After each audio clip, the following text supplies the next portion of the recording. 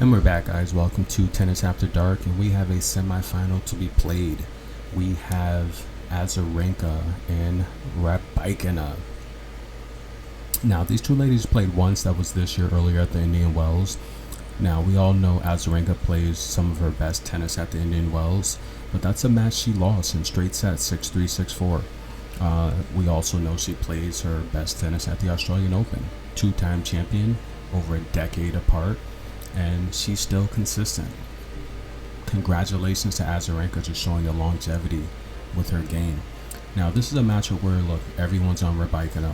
She's beat Elizabeth Cocoreto, Iga's bestie Juvan.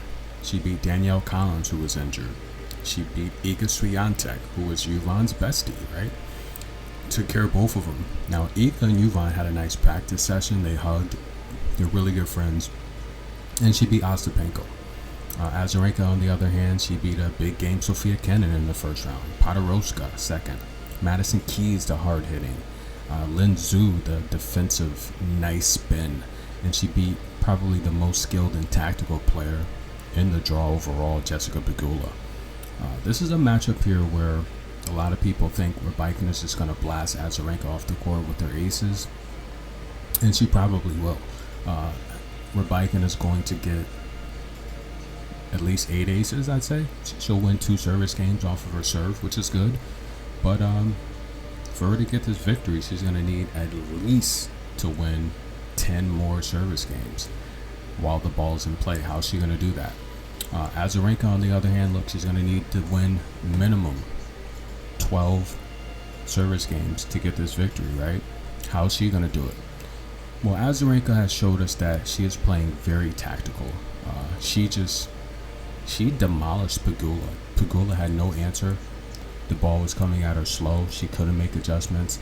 I wonder how someone like Rybakina is going to do with balls like that, right?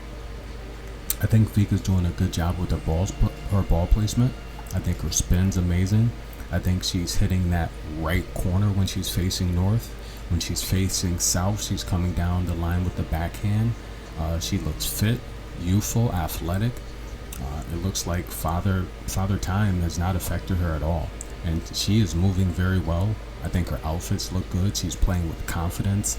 She's playing with energy. And she knows she needs to come out and set the tone here against the younger, less experienced player.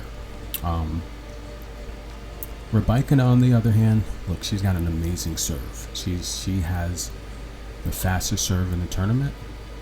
She's on par with the most service games won in the tournament.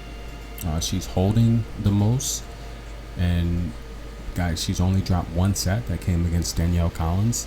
We've seen Azarenka drop 2 sets to Madison Keys and Lin Zhu, and the reality here is this is a matchup where the experts are all on Rybakina, but me personally, I think the side to be on is Azarenka.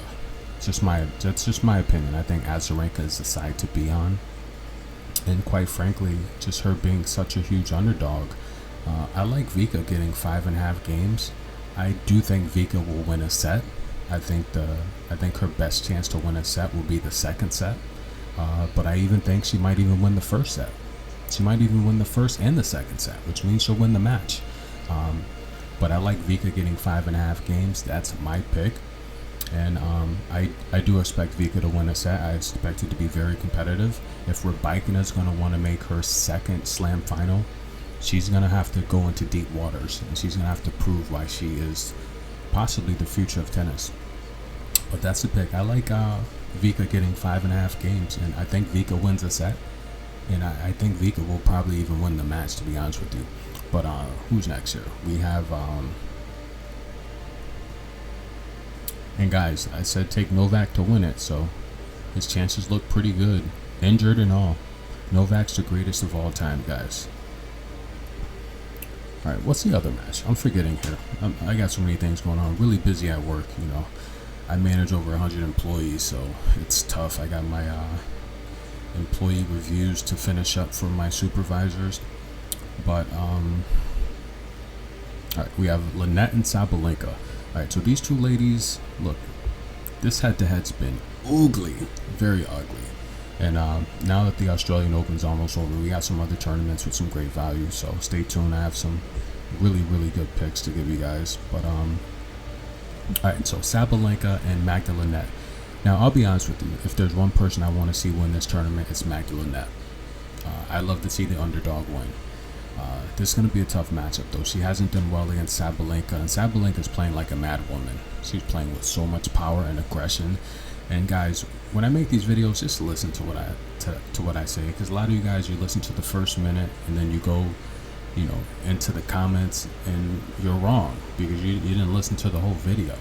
Now, Sabalenka, I said specifically, she's one of the few players that does not take anything off of the second serve. A lot of players reduce their serve speeds on the second serve 10, 15, 20 miles per hour just to get it in play. But what's the point of getting the second serve in play if you're letting your opponent just tee off on you, putting you behind the rally? It's a disadvantage. You might as well go full speed. If you double fault, you double fault, but go full speed. Try to get the ace and try to set your opponent back with your strongest weapon. All right. But the reality here is it's the pressure, right? It's the constant pressure of a first and second serve at the same speed that puts people under stress, right? It doesn't mean you're going to win that service point or the service game. It just means it's under pressure and stress. It's like if you're playing basketball, a team that constantly full court presses you, that doesn't mean you're not going to score in that possession. It just means you're under a lot of press, which increases your rate to make a turnover.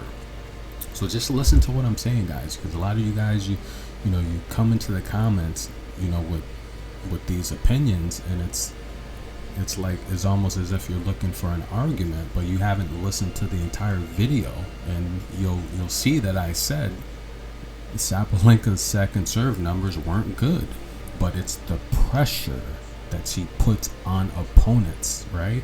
And I say it all the time. Again, the best servers make the most double faults. It's like a lot of people that don't really watch tennis, they like to argue things, and it's like, guys, my demographics are mostly middle-aged men. Come on, guys. The name of the channel is Good Energy. Let's come with that good energy, right? It's like unbelievable some of the comments I get. And then I have people arguing about war. Look, this is not the place for that. The name of the channel is Good Energy. There's so many things going on in the world. This is a break away from that, to talk about tennis and enjoy that. It's not, to argue about players and what's going on with politics. Enough of that rant, guys. But that just needed to be said, because in that studio, there's literally, I have, 70 comments of, people just upset at life. Come on, guys, have fun. The name of the channel is Good Energy. Show love. I do want to thank you guys for the best, one of the best months ever. Thank you so much for the love and support. The people that do support, I appreciate it. And listen, guys, I don't win every pick, but the numbers say I'm gonna win at least 80% of them. Okay, so it's for entertainment purposes only. All right. So this pick here, to be honest with you, sorry for the rant, by the way. Sabalenka's dominated the head-to-head. They played twice. Last year, at the Olympics, it was really important. 6-2, 6-1. Sabalenka broke Lynette literally, 4 or 5 times, something like that. But let's take a look at Sabalenka. Look, she won the Adelaide 1, and she's got a chance here to win her first slam. That will solidify her, right? She's playing like a mad woman. She's putting a lot of pressure on opponents. Look, Samsonova, Vondrousova. She beat Samsonova in the round of 16 at the Adelaide, right? Vondrousova, Big U, Noskova, Linda, the very skilled, Martensova, Shelby Rogers, Mertens, Bencic, Vekic. On the other side, Lynette's beat some very tough opponents, guys. She's literally she's beat 3 top 10 quality players and 1 top 30 player. She beat Shreve, who has a good backhand, Kontaveit, Alexandrova, Garcia, Pliskova. She's beat the players, so she's in good form. I love the way she's spinning the ball. She's playing very, very solid tennis. The pressure and power of Sabalenka, though, is different than anyone she's faced than she's faced. Garcia is probably comparable. Alexandrova does put pressure on her. Pliskova puts the serving pressure on her as well as Garcia. So she's going to get that serving pressure on the first serve, that same intensity on the second serve. Lynette's gonna have to play the match of her life to get this victory here, but I'm not gonna count her out. I do think Sabalenka wins the match, but I think the best play, if you're a Lynette fan, is to take the 3 games on the first set. She could serve first, get broken once, and still cover that. Sabalenka could serve first, she can get broken once and still cover that as well. So I think that's the best play, +3. The experts are predicting a lopsided blowout, again like Dana Vekic.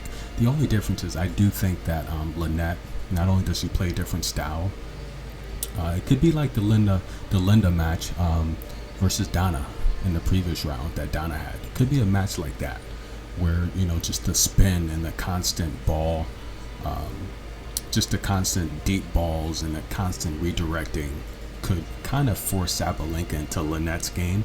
We could see something like that. So I think Lynette +3 in the first set is probably the best bet if you're a Lynette fan. But I do think Sabalenka wins, and Sabalenka's got a good chance to win the tournament. She's the favorite to win the tournament right now. Still a slight plus wager if you want Sabalenka to win. I think it's a good wager. She's got a good chance to win this tournament outright. So Sabalenka on the money line, Lynette +3 in the first set. That's the 2 picks there, and I like Azarenka +5.5 games. And the reality here is, personally, I think Azarenka's got a good chance to win the match, to be honest with you. I think she'll win at least a set as well. But nonetheless, those are the picks, guys. Have a good one. The matches are going to be great. And again, thanks for listening, guys. Enjoy the semifinals. And look, we're going to see who's going to be the champion, or at least have a chance to be champion this year at the Australian Open. This is good energy, guys. Peace and love to everyone. Thanks again for all the support, and I will see you soon.